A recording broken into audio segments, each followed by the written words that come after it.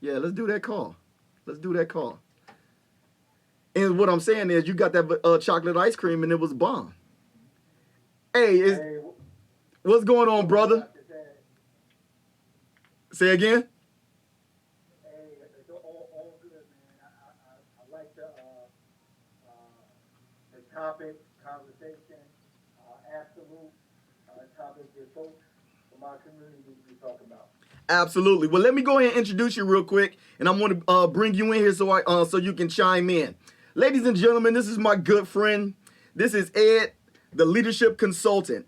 And Ed, he has worked in very high levels in the United States government, senior positions, and he's right now in a leadership position, senior leadership position in corporate America. Ed has a degree dealing with leadership philosophy, so he's very learned in that area.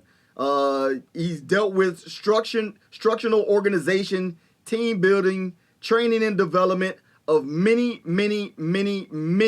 people in high levels. So at the end of the day, Ed knows what he's talking about. So let's give a listen to Ed. So Ed, you've been listening to the show. I've been talking about how we're splintered as a people, how we don't back each other, why we don't have an agenda. And I just want to hear from you from a leadership philosophy standpoint. Where do we go from here, and what are our next steps? Great point. Great question, Rob. Hey, I mean, when you talk leadership, uh, we have to identify that guy, girl that we're going to get behind in our community. And again, I think the focus is on the wrong things. Okay. You know, us as African Americans, whenever it's a presidential race, we get excited. But we don't get excited for that councilman or councilwoman. We don't get excited for the congressman or congresswoman. We don't get excited for our state senator or our judges. And at the end of the day, when you look at civil government, laws, and anything that's being done to affect your community, those folks are representing you, us we're their constituencies, and those are the folks that we depend on to speak for us, the common man or common woman. And I just think we're out of touch. Realistically, I think it's a huge gap. Our folks, our grandmothers, grandfathers, which are the baby boomers, they voted a higher rate than anybody. All right, so what we got to do, we got to have a paradigm shift. That paradigm shift got to be generation, it got to be the millennials, Generation Z, and Generation X. And we have to get engaged in a political process. We have to understand it, and we got to start identifying our own leaders that look like us, that's from our community, that can run our community and identify the problems that we go through on a normal basis to represent us. And you know what? You're absolutely right. And the thing, as I like your last point, we have to be unified to handpick and develop and nurture a candidate from amongst us so they can represent us. And I think a lot of times we're missing that. We're missing the fact that everything I just said, it takes work. It takes the ability to be steadfast and say, if we're going to be in this game, you got to know how to play the game.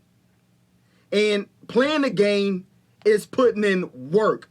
And there's a saying that goes that a lot of people like to play the short game, but really in all, when it comes down to this, we have to play the long game. Now, by me saying that, let me ask you this question. Kamala Harris, she dropped out of the race. The only African American that's left in the race is Cory Booker. Let me ask you from a leadership standpoint, where do you think they're possibly missing at? And what can Cory Booker do to gain some ground? Because as of right now, Cory Booker is number 7 in the polls at 3%. And he just got lapped by Bloomberg, and Bloomberg is number 5. Well, I think Senator Cory Booker's biggest problem is in my humble opinion, he doesn't come off as authentic. And there's a population, like you said, the African American population is 14%. That 14%, he should be trying to convey his point and message, his essentially his platform and how that correlates with issues that we're having in the community, whether that's Detroit, Michigan, North New Jersey, New York, California, wherever that may be, where there are large populations of African Americans. And to another point, I'm from North New Jersey. Right. Brutha was the mayor of my city, so it's disheartening. It's disheartening, but being realistic, based on the debates I've seen and any shows he's went on, I agree with most common folks. I just think the gap is his message isn't consistent with our issues, and he's late to the race because you said it earlier in your show. Where was he at, years ago? Fighting for some of these issues. And for Bloomberg to be jumping in, and he came in, I want to say last week, and now he got, based on polls, he's ahead of Cory Booker. Yeah. It's sad. No, you're absolutely right. And that is a point that I was bringing up, that, and I said earlier, I'm getting sick and tired of black folk being a scapegoat for every time a political candidate, be it black or white. Well, we had no other nationality to talk about, or not nationality. We had no other race to talk about. There was no Asians. This year there's Asians in the race. There's a Hispanic in the race. But in past times, it's always been, a Caucasian American or African American. And whenever, especially on the Democratic side of the house, whenever that candidate doesn't make it, we're to blame. And if a Republican makes it, the same way with the President Donald Trump, we're to blame for him being in office. And I think that I believe, it's not that I don't think, the numbers don't line up. We're 14% of the nation as a race of people. And if you can narrow that down to a lower percentage for everybody that's a voting age, an African American that's a voting age. So if every African American that's a voting age actually voted for Hillary Clinton, and all white people voted for President Donald Trump, Hillary Clinton still wouldn't have won. So I don't, that's my point about how splintered we are. And I believe it's a situation of something that's just as dangerous. And actually, I would say this, that it's the father of racism. You want to know what that is? And we operate in the black community. It's called classism. For some reason, in the African American community, we're dealing with classism, because I said it earlier, it's the people from academia. Some people will call them the boule, the talented 10th, and then you just got everybody else. So I'm going to let you close it out there, Ed. Let me know your thoughts. Hey, thanks, Ron. Great point. And I'm just going to caveat on something you said, but or add to. I think there's a bigger point. Just us as a constituency, African Americans, we represent 14%. But I share this with the audience. As a constituency, we vote the same, the most consistent out of any other. So if you look at whether it was Hillary Clinton, whether it was President Barack Obama, anybody, African Americans, when we do vote, we vote in the 90th percentile for whoever we vote for. So I'm going to play devil's advocate. I want to challenge people to be critical thinkers. Myself, I grew up as a Democrat. And the only reason why I grew up as a Democrat because my mother, we were below the poverty level, so what correlated with that was you were a Democrat. Yep. Now, the way I think through problems is I vote for somebody that got my needs, my family needs, my community needs, and our issues on their agenda. And again, I will tell you, I'm an independent because again, my voting is for sale. And I think that's one of the things that I want to share with you, your team, and your audience is the African American vote should not be for sale. Make candidates, get out there, win your vote, and their platform should support things that we need in our community. You know, you got to say to yourself consciously, unconsciously, how come African Americans are 2 and 3 times? How come the African American rate of unemployment is 2 and 3 times of every other ethnicity in America? How come we get treated the way we do a profile by police? How come our communities aren't policed by people that look like us? How come the people that lead our communities and local government don't look like us or fight for some of our issues? So I just ask you, your team, and your audience to think about those things, you know, as I close in our part. And I appreciate the time and the dialogue, brother. No, thank you for coming on. I really appreciate you, and we're going to have you on again. All right, bro? Absolutely, brother. All right, man. Peace. All right, peace, brother. Hey, look, you heard it. And once again, you know, it's not just me. And a lot of us feel this way. But the purpose of my show today is to go ahead and bring on a level of consciousness that we need to hear. Because we shouldn't be getting beat down based on how we choose to vote and who we vote for. You know, this is just ridiculous, and it needs to stop. Because if we don't never come together with a certified agenda, and we if we don't stop operating in classism, we're never gonna be together. I get it. I heard what your pastor said, and your pastor got you doing X, Y, Z. I get it, but think about it. You when you leave your pastor and you leave church, you got to come back to your neighborhood. Are you voting for a candidate that's truly gonna help you and your neighborhood and your people? That's what we got to start looking at. So, quite frankly, it's interesting to me because I'm gonna say this, and I'm gonna poke a little fun, but I gotta say it. You will have, if we don't have a black candidate that we want to vote for, all of a sudden we start trying to make black candidates. You did it with Clinton. Tried to make, that man wasn't thinking just, okay, he can play the saxophone. That ain't make him black. But we joked about it so long, now we're addicted to it. Let me give you a case in point. Elizabeth Warren. Poor Elizabeth Warren. Y'all got this woman out here trying to dance, and y'all up here cutting a jig and doing the huckabuck and the I don't know, shaking a tail feather, and y'all trying to bring her over to the black side so bad. This woman sitting there looking like, look, I told y'all I was Navajo, not Negro. Like, why y'all got me out here doing this? She probably like, look, if I have to eat another chicken dinner, if I got to eat, like, what is this big piece of slimy meat in my salad? Elizabeth, that's not salad. Those are greens, and that's fat back. She ain't used to all of this. But y'all gonna make her, y'all gonna make her black.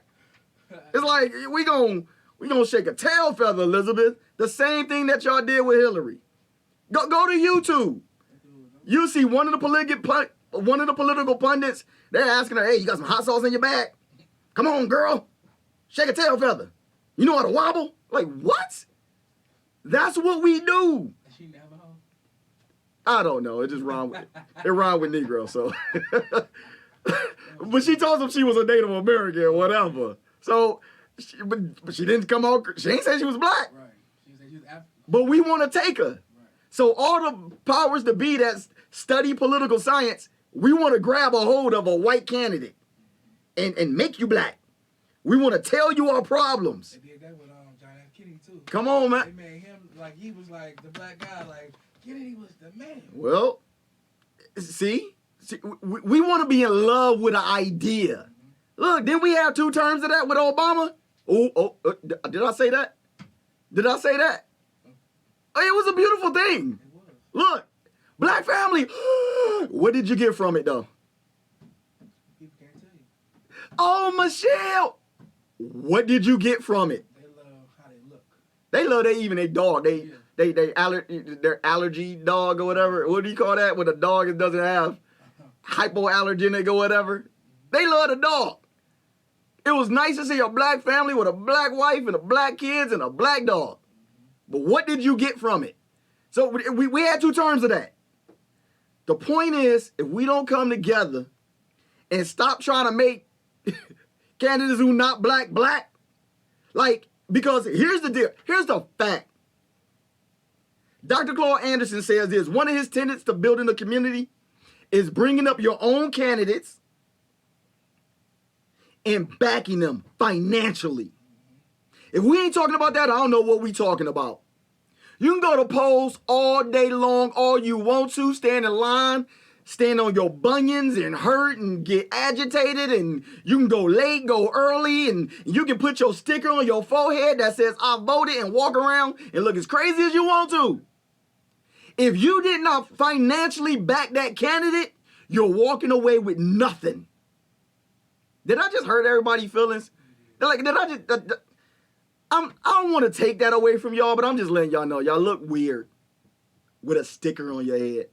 Like, I had a sticker since probably like maybe 3rd or 4th or 5th grade. I'm a grown man. I walk around with stickers. Like, who walks around with a sticker? I mean, I'm just sorry. I mean, people are, man, you need to shut up. Let me get to this. See, I'm just nitpicking now. See, I'm just, see, I didn't hit y'all with data. I didn't give y'all a leadership correspondent. Like, I didn't give you stuff. Now I just gotta hammer you a little bit. Because one thing we like to do, for some reason, and I don't know why we do this, and will I be okay when I say shaming? We like to shame. There's shaming for everything else. There's body shaming. There's, color shaming, race shaming. Shaming for all sorts of stuff. Oh, yeah. Shaming for all sorts of stuff. But nobody never said there's shaming for people who vote a certain way or who don't vote. Because I'm just going to say it. Somebody got to say it. Oprah went out and blasted everybody who either didn't vote or either voted a certain kind of way. So, hold on. I don't know. Okay, between me and Oprah, who literally served in the United States military and defended this country? Yeah. This guy did, Oprah. So what am I saying to Oprah? And what am I saying to anybody who think like Oprah? It's ridiculous to sit there and tell somebody that your ancestors died for you to vote. I don't think that's why they died. They died because there was an evil person who called themselves master, chose to do something to them every time you didn't agree with master. That's why they died. It had nothing to do with dying for voting right. How you gonna die to vote when you barely can read? Call it what it is now. Of course, if I came in here with a bunch of food and you ain't ate all day, you gonna want some. You don't know what the food is. You don't know if you got peanut allergies. You don't know what it is. You just know you want some. How you gonna sit there and tell everybody that your ancestors are ashamed of you? How you know? Did you speak to them? How would you know? See, now we just start making up stuff. Just like the Harriet Tubman movie, just making up stuff. Yeah, Harriet Tubman's real. But then you got this black guy who's a bounty hunter chasing Harriet Tubman. Where he come from? What's his name? I don't remember reading that in any book. So we take liberties and make up stuff. Because it sound good. Oh, they got to be a bad guy. So make a black bounty hunter. Is he in any book? Who is this black bounty? Like, who is this guy? Oh, you just made it for movie purposes. Oh, so that's the same thing when you just come to me and tell me, your ancestors are ashamed of you. How do you know? Did you go to the asteroidal plane? Did you eat the freaking, the purple herb? Like, did you, what, would you Black Panther now? Like, what, how do you know? Come on, now. Let me ask you this. But see, I'm the one who sat there, and guess what? I'm the one who served in the military. I'm the one who served so you can talk reckless and greasy the way you talking. I did that. But you don't see me going around talking about everybody who served in the military need to shut up. everybody who didn't serve and defend this country, if you didn't enlist at the age of 18 or 22 out of college, you need not talk. See, I don't do that. There's a reason why I don't do that. Because it's stupid. It's stupid. I might have some ground. I might have a right. I might. Because especially if I get into the nuts and bolts of it and talk about all the young men and women that literally died, or the young men and women that's laid up in the hospital now with missing limbs or brain injuries, PTSD.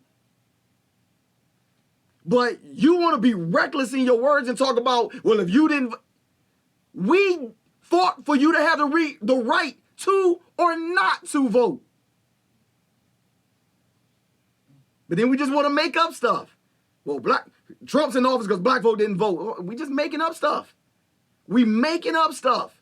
Once again, we have to get an agenda. If we don't get an agenda as black people and get out some homegrown candidates and bring them up and support them and hold their feet to the fire and say, you know what? We supported you. We put you through school.